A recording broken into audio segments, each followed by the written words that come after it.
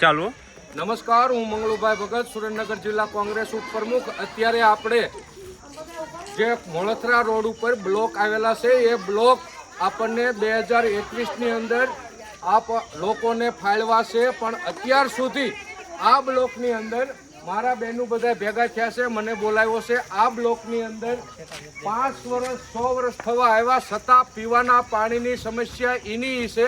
અમારી નગરપાલિકાએ તે દિવસે એમ કીધું હતું કે તમે બ્લોક અત્યારે સંભાળી લ્યો એટલે તમને ત્રીજા મહિને પાણી પીવાનું અહીંયા તમને આપી દઈશું। તો આજ 5 વર્ષ થવા આવ્યા છતાં અમારે આ પાણીની વ્યવસ્થા છે। આઈન પાછું ભાઈ નીચે આ પાણીની અમારી વ્યવસ્થા છે। અમારે આ પીવાનું પાણી આવે છે, આ વાપરવાનું પાણી આવે છે, આ પીવા લાયક પાણી છે।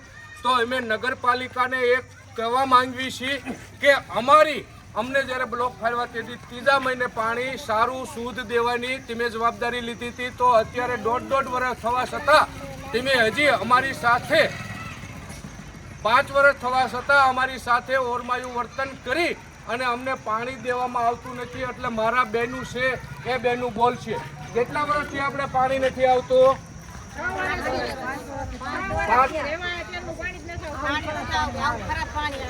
અને અહીંયા આપણે લાઇટ સ્ટ્રીટ લાઇટ ની વ્યવસ્થા છે આપણે કાંઈ આપણી આંગણવાડી પડી છે, દરવાજા વગરની આંગણવાડી પડી છે, એમાં કોઈ વ્યવસ્થા નથી અને અમારે અહીંયા રહેવું મુશ્કેલ થઈ ગયું છે।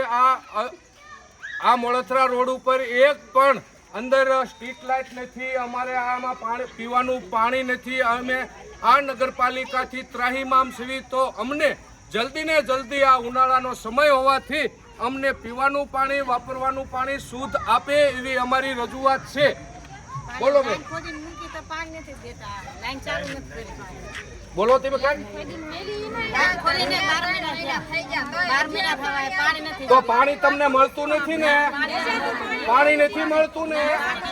પીવાનું પાણી નથી મળતું? સ્ટ્રીટ લાઇટું છે તમારે વ્યવસ્થા પૂરી? તમારે અહીંયા સફાઈ કામદારો સફાઈ કરવા આવે છે? નથી આવતા ને? તો જરાક બોલો ઉતાવળું તમે તમતારે।